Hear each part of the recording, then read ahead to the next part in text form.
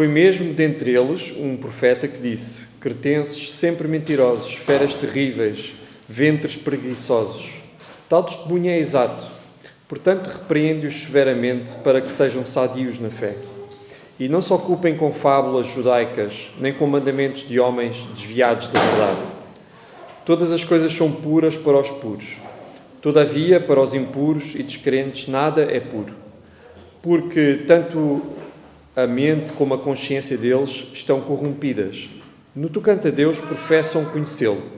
Entretanto, o negam por suas obras. É por isso que são abomináveis, desobedientes e reprovados por toda boa obra. Tu, porém, fala o que convém à sã doutrina. Quanto aos homens idosos, que sejam temperantes, respeitáveis, sensatos, sadios na fé, no amor e na constância. Quanto às mulheres idosas, semelhantemente que sejam sérias em seu proceder, não caluniadoras, não escravizadas a muito vinho, sejam mestras do bem, a fim de instruírem os jovens recém-casadas, as jovens recém-casadas, a amarem ao marido e a seus filhos, a serem sensatas, honestas, boas donas de casa, bondosas, sujeitas ao marido, para que a palavra de Deus não seja difamada. Quanto aos moços, de igual modo, exorta-os para que em todas as coisas sejam criteriosos. Torna-te pessoalmente padrão de boas obras. No ensino, mostra integridade, reverência, linguagem sadia e irrepreensível, para que o adversário seja envergonhado, não tendo indignidade nenhuma para dizer a nosso respeito. Quanto aos servos, que sejam em tudo obedientes ao seu Senhor, dando-lhe motivo de satisfação, não sejam respondões, não furtem, pelo contrário, deem prova de toda a fidelidade, a fim de ornarem em todas as coisas a doutrina de Deus, nosso Salvador.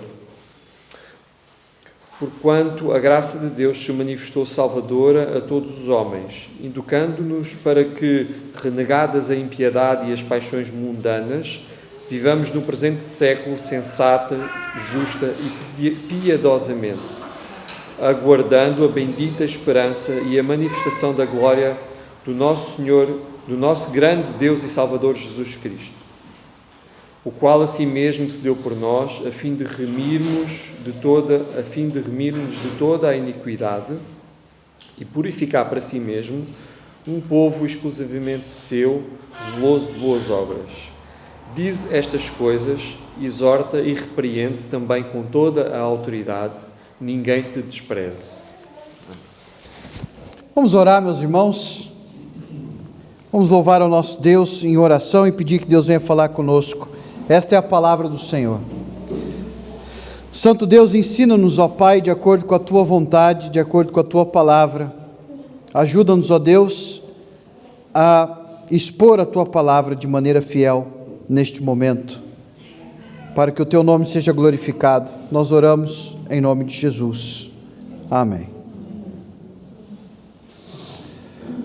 Se vocês têm acompanhado as explicações que nós temos dado sobre as esperanças que movem esse tempo, e perceberam que na exposição dessa manhã, o apóstolo Paulo fala justamente sobre essas duas esperanças. Se vocês perceberam isso, digo-vos, meus irmãos, não foi por acaso, foi planeado, foi bem pensado. Trabalhamos os textos para chegar nesse domingo e pregarmos esse texto. E os irmãos podem pensar, mas pastor, o texto fala sobre as relações da igreja, de pessoas mais velhas com mais novas, os jovens. Mas olha o motivo pelo qual o apóstolo Paulo diz que nós devemos viver o que nós vivemos. Olha o que diz o versículo 11. Porque a graça de Deus se manifestou no passado. Se manifestou salvadora a todos os homens. E eu vou explicar isso mais tarde, porque se você entende o contexto, você vai perceber que ele está a falar de todos os tipos de homens, mais velhos, mais novos, mulheres mais velhas, mulheres casadas, recém-casadas, mulheres, todos, jovens solteiros. A graça de Deus se manifestou salvando todo tipo de pessoas. Por que a gente vai falar assim, pastor, por que não é todo ser humano na terra? Será que a graça de Deus se manifestou assim? Não, não é, porque senão o versículo 12 não teria sentido, porque a graça de Deus salvou aqueles que estão na igreja, e a graça de Deus educa-nos, ou seja, esse texto é para a igreja, e dentro da igreja há todo tipo de pessoa. Mas aqui, meus irmãos, mais uma vez, como eu preguei em outro texto no ano passado, vou ter que fazer a mesma declaração. Aqui, mais uma vez, está a lógica do advento. Cristo se manifestou, trazendo graça salvífica, e Ele se manifestará, trazendo a glória de Deus e restabelecendo todas as coisas.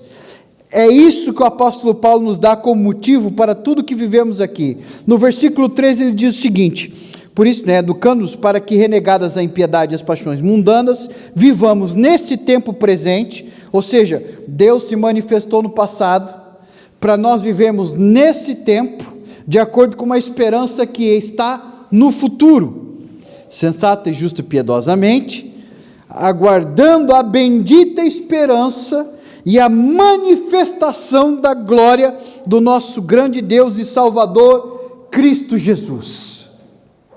Os irmãos perceberam? Cristo se manifestou trazendo salvação, para que nós hoje vivêssemos uma vida santa, porque a nossa vida agora tem um propósito futuro, que é a glória da revelação, a manifestação de todo o reino de Deus. Não é essa, meus irmãos, a lógica do advento? Cristo veio, Ele voltará. Cristo encarnou, e Ele voltará no seu corpo glorificado, para buscar a sua igreja no seu corpo glorificado. Hoje, meus irmãos, nós queremos meditar sobre isso, e essa verdade permeia toda a nossa vida, de tal forma que a linguagem familiar do capítulo 2 fica cada vez mais evidente para nós. Por exemplo, em 1 Timóteo capítulo 3, irmãos lembram daquela mensagem? Eu disse que quando Paulo fala a igreja é a casa de Deus, o que ele quer dizer? Que a igreja é a família de Deus. E aqui, meus irmãos, no capítulo 2, o apóstolo Paulo volta nesse contexto. Nós somos uma família. E sendo uma família, a graça de Deus se manifesta em todo tipo de gente, todo tipo de pessoa, mais velhos, mais novos, solteiros, casados, e as éticas, as relações, a maneira como nós nos tratamos, fluem da esperança do advento. O apóstolo Paulo fala: ajam dessa forma, por quê? Porque Cristo se manifestou. Façam isso, por quê? Porque Ele se manifestará. Mas façam isso agora, por quê? Porque Ele se manifestou e porque Ele se manifestará. É nesse ensejo, meus irmãos, que passo a descrever para os irmãos os ensinamentos desse texto, para que o nome de Cristo seja glorificado em nossas vidas. Nesse ensejo também, que um teólogo que viveu no final do século XIX, começo do século XX, foi pastor na África do Sul, Andrew Murray. Eu falo tanto do John Murray que confundi eles. Tá? O Andrew Murray morreu há muito tempo, o John Murray morreu algumas décadas atrás. Mas o Andrew Murray disse na África do Sul, quando pastoreava lá, ele disse o seguinte: é no advento de Jesus que o amor de Deus é revelado. Quando ele disse isso, ele estava a nos lembrar de João 3,16, porque Deus amou o mundo de tal maneira que deu o seu único filho, seu filho unigênito, único gerado, que o concílio de Niceia diz, gerado eternamente. É no advento que Deus revela primariamente o seu amor. Deus revela o seu amor, meus irmãos, para conosco, e nós vimos de várias formas. Lembramos hoje, no dia de ação de graças também, no domingo de ação de graças, o quanto Deus cuidou de nós nesse ano. Lembramos que no meio de uma pandemia, o Senhor nos preservou. Lembramos, meus irmãos, que quantas pessoas estavam a perder empregos, o Senhor nos deu o pão nosso de cada dia. Lembramos, meus irmãos, enquanto muitas pessoas estavam, e alguns de nós foram parar no hospital, o Senhor mesmo assim cuidou de nós. Lembramos até que quando o Senhor levou algum de nós, o Senhor consolou os nossos corações. O Senhor revelou o seu amor das formas mais variadas. Mas eu concordo com John Murray. A maneira mais primária pela qual ele revela o seu amor para conosco é que ele nos deu o seu único filho para morrer na cruz do Calvário, para que nós fôssemos salvos. Ele disse isso, ele disse o seguinte: primariamente Deus revela o seu amor dessa forma no advento, que é o novo. O advento quer dizer novidade, quer dizer uma vida eterna. O advento nos entrega pela primeira vez a verdade de que nós nos tornaremos filhos do Pai, e todos aqueles que nele creram, deu-lhes o poder de serem chamados filhos de Deus. E ele termina: irmãos uns dos outros. Meus queridos, Jesus, ao encarnar, toma a nossa vida de morte, e pela vida dele, ele nos dá vida. Pela obediência dele, que leva até a morte e morte de cruz, nós não perecemos, mas temos a vida eterna. O advento, meus irmãos, é a celebração dessas verdades, como disse outro puritano, que mais tarde influencia muito o movimento batista no século XVII, Richard Sibbes. Ele disse o seguinte: Cristo foi chamado de consolação de Israel na sua primeira vinda. Sim, mas agora vamos nos consolar que esse Emanuel aparecerá em nossa carne em breve. Vamos esperar pelo consolo de Israel agora.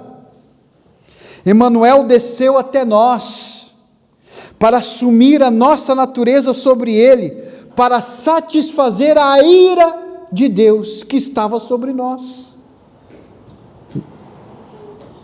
para que ele pudesse nos levar para o céu com ele mesmo. Irmãos, os irmãos entendem o movimento do cristianismo? Não somos nós que vamos para o céu. Foi o próprio Deus que enviou o seu Filho para nos levar para o céu. Nós não chegamos lá, Ele veio até nós, Ele que veio nos buscar, é Ele que veio nos salvar, é Ele que veio tomar sobre si a ira de Deus, para que nós pudéssemos ir, sermos levados, transportados para o reino da sua glória. E eu continuo agora a citar Richard Sibbes. Ele fala, para que ele pudesse nos levar para o céu com ele mesmo, e que possamos estar com ele eternamente na glória. E ele diz: portanto, vamos, se nós quisermos fazer um verdadeiro uso de Emanuel, que quer dizer Deus conosco, vamos satisfazer o desejo de estar com ele agora. O que ele quer dizer com isso? Se não tens o desejo de estar com Deus agora, se isso não está no teu coração, é porque ainda não estás pronto para ir para o céu. Porque o que é o céu? O céu, sumariamente, é a presença do próprio Deus. Quem não quer estar com Ele agora, não vai querer estar com Ele eternamente. O inferno é literalmente isso. É ser entregue aos seus próprios desejos. Em que sentido? Ora, você não quer Deus, você vai ser separado dele eternamente. Mas a graça de Deus, diz o apóstolo Paulo, se manifestou. E aqui, meus irmãos, está a teologia salvífica da nossa tradição eclesiástica e exegética.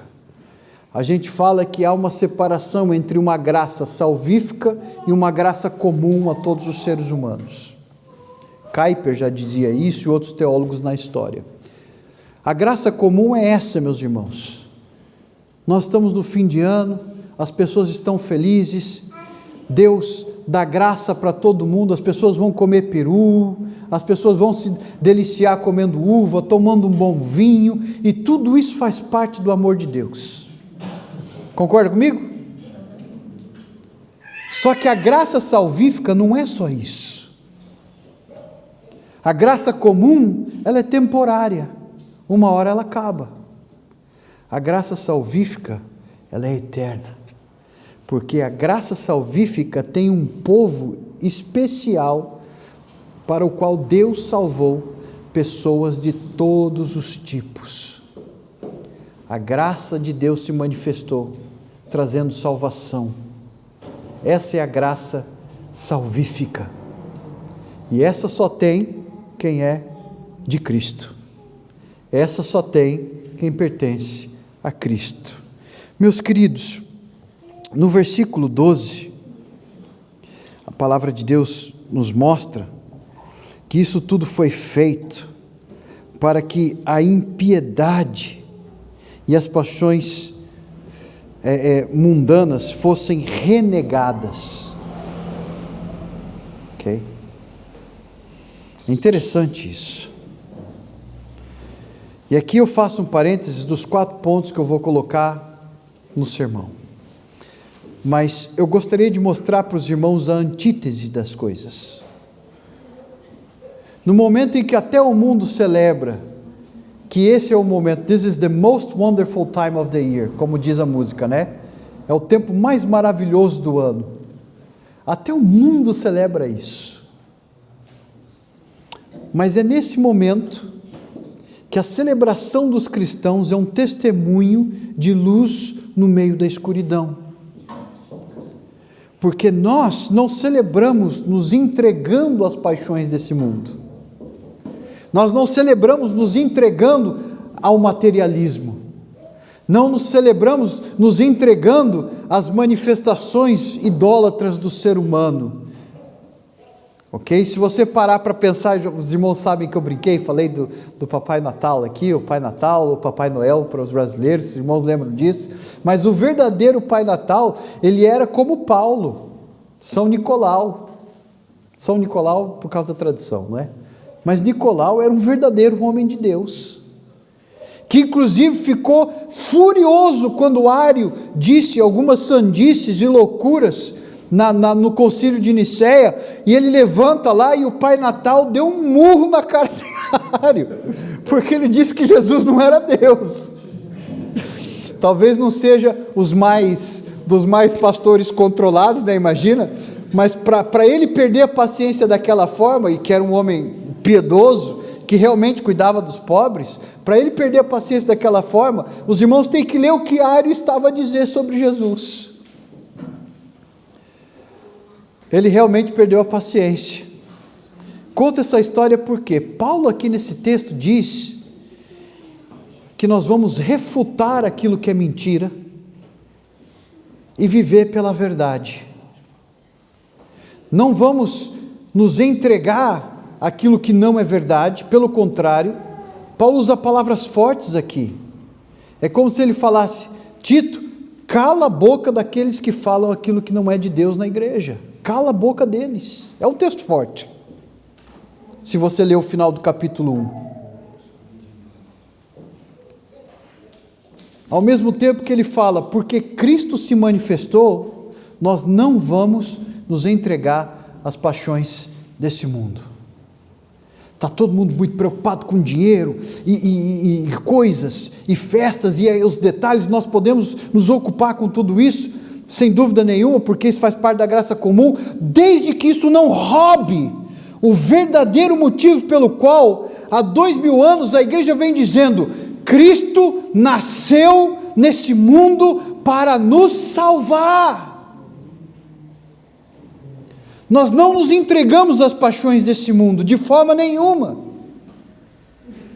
Nós continuamos proclamando a verdade de Cristo, mesmo nesse tempo, para quem for. É nesse tempo que Deus nos chama a sermos instrumentos da bondade de Deus, ao proclamarmos a verdade de Deus, para trazer luz para os corações que ainda estão na escuridão. O texto nos diz, meus irmãos, que Ele fez isso, o Senhor fez isso, Ele se encarnou para tomar sobre Ele mesmo, Ele se entregou a Ele mesmo para tomar sobre Ele mesmo a nossa iniquidade, toda a nossa iniquidade. Meus irmãos, se Jesus não tivesse encarnado, isso é uma hipótese impossível, porque esse é o plano de Deus eternamente, mas o texto faz nos lembrar dessa forma. Se Jesus não tivesse encarnado, nós ainda estaríamos mortos nos nossos pecados. Não haveria sacrifício para nos libertar.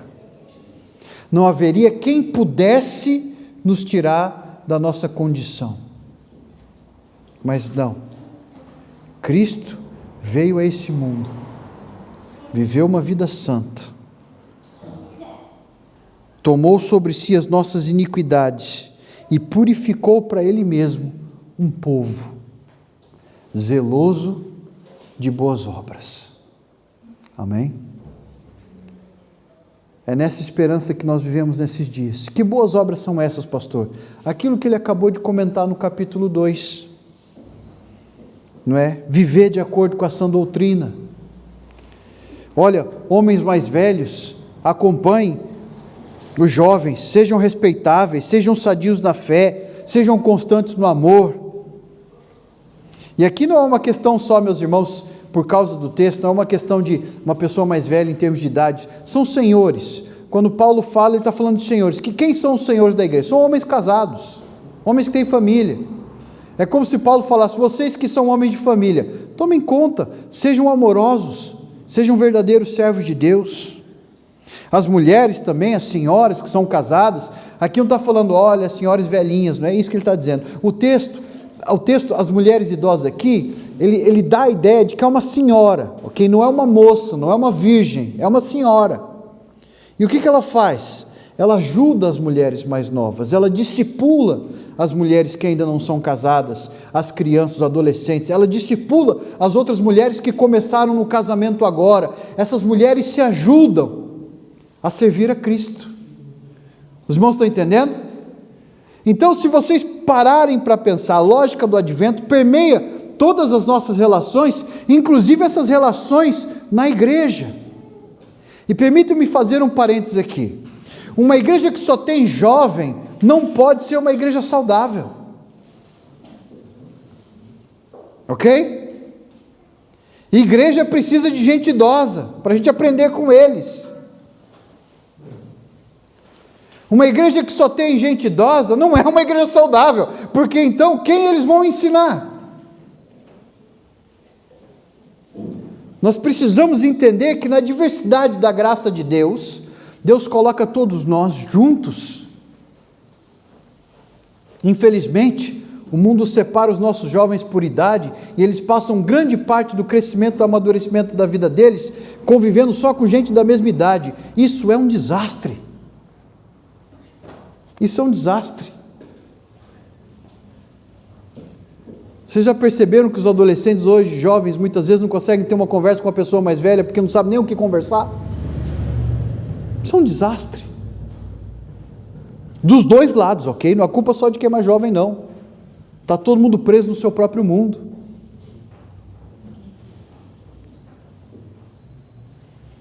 Eu vou começar a dar testemunhos da graça de Deus, do que eu vi na minha vida, não como herói, mas porque muito pelo contrário, fui agraciado por Deus. São coisas simples. Eu me lembro, um irmão que já foi para a glória, ele era diácono na igreja onde eu cresci, o diácono Deocreciano. eu estava ouvindo o estudo da palavra de Deus, e eu estava riscando minha Bíblia toda, porque o pastor estava falando, e eu queria lembrar de tudo aquilo, eu estava riscando a minha Bíblia, e eu vi que já não tinha mais espaço, eu estava ficando meio preocupado. Ele encostou do meu lado e falou assim: Diego, para de riscar a Bíblia, faz um círculo, assim, onde você quer lembrar só no versículo. Ah, ok, eu não preciso riscar a Bíblia toda. Parece mais uma vez uma coisa simples, como falei na semana passada, mas são momentos na vida que nós não esquecemos, porque alguém, pela graça de Deus, alguém mais velho, alguém usado por Deus, se aproximou de um jovem e disse para ele: olha, o caminho é por aqui. E não foi só com versículos, foi uma vida toda em que a Bíblia, aberta diante de nós, nos levava às coisas mais práticas que nós podemos viver. Meus queridos, é por isso que Paulo vai falar da pureza dos jovens, é por isso que Paulo vai falar que Deus quer que os homens e as mulheres ajudem os jovens a serem puros, ajudem que os jovens não se entreguem às paixões desse mundo, por exemplo. Todas essas realidades estão diante de nós. E mais uma vez, por que nós celebramos o advento então, pastor? Porque a graça salvadora de Deus manifestou-se a salvar pessoas de todos os tipos. Gente boa, gente má, boa aos olhos do mundo, né? Porque ninguém é bom diante de Deus.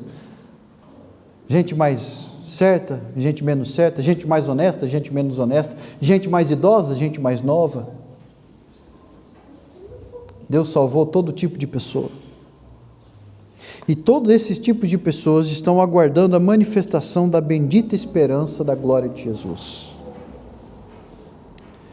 Irmãos, por que nós celebramos o advento?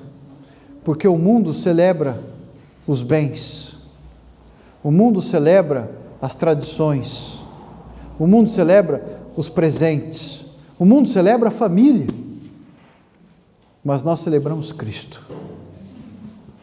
Amém? Na família, mas celebramos Cristo. Por que nós fazemos isso, meus irmãos?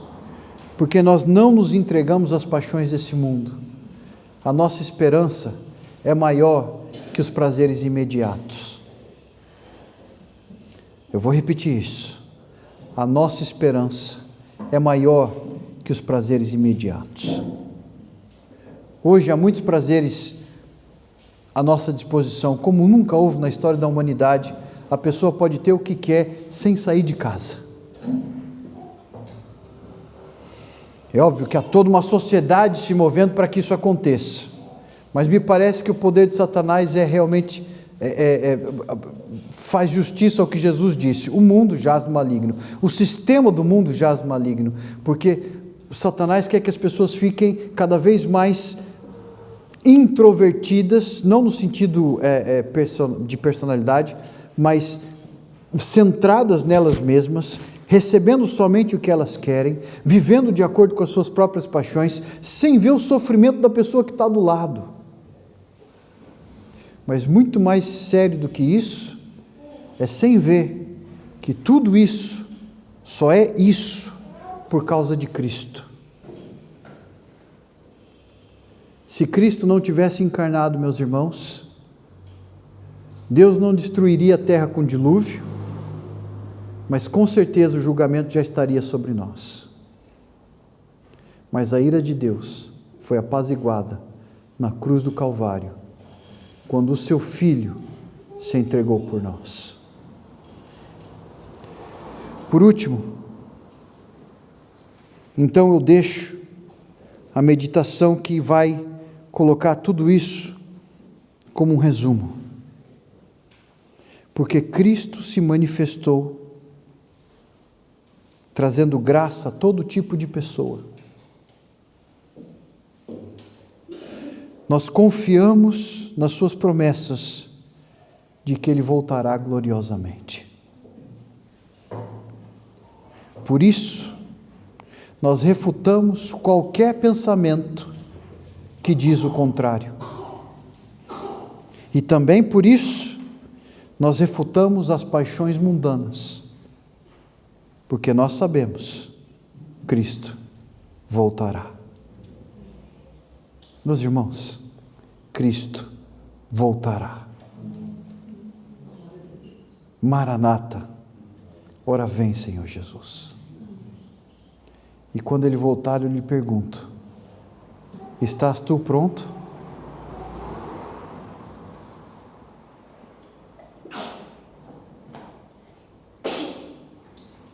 Estais todos vós prontos?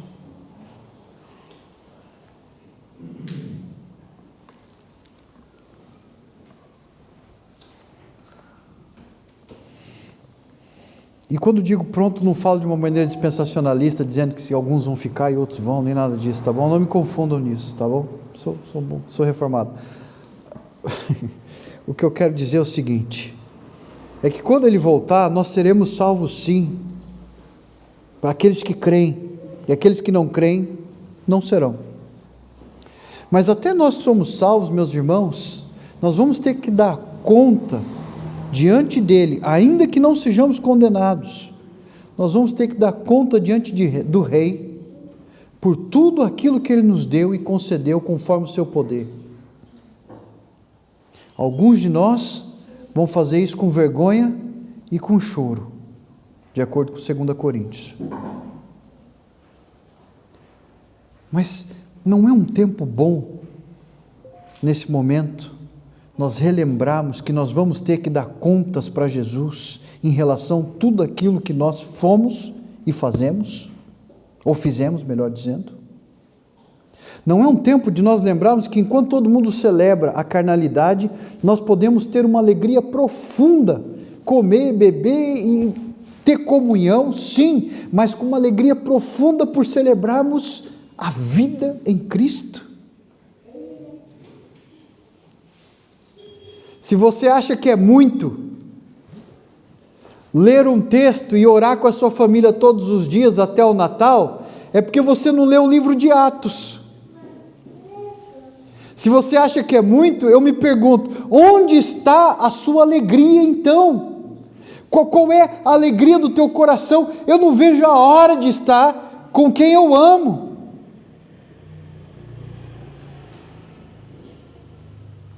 Eu não vejo a hora de estar com os meus amigos, não quero eu estar com o meu melhor amigo, com aquele que se entregou por mim, em comunhão profunda, espiritual, mas real nas nossas vidas. Não queremos nós fazer isso, meus irmãos?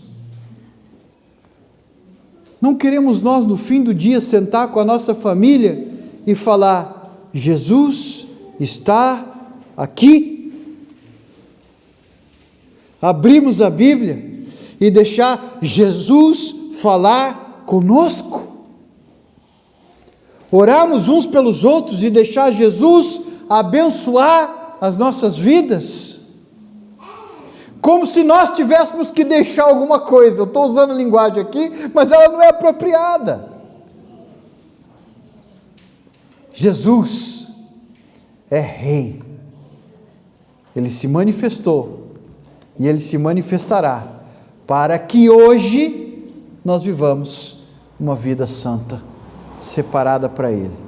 E meus irmãos, em suma, isso é a lógica do advento, mais uma vez. Que o Senhor nos abençoe, meus irmãos, porque Deus é conosco. Oremos. Santo Deus, nós somos gratos, ó Pai, pela misericórdia do Senhor sobre nós, a manifestação do Teu poder em Cristo Jesus, pois Deus, o Emanuel, Deus conosco, se fez um de nós, viveu uma vida santa para levar a nossa iniquidade, morreu na cruz do Calvário e ao terceiro dia, gloriosamente aos olhos de mais de 500 pessoas, ressuscitou.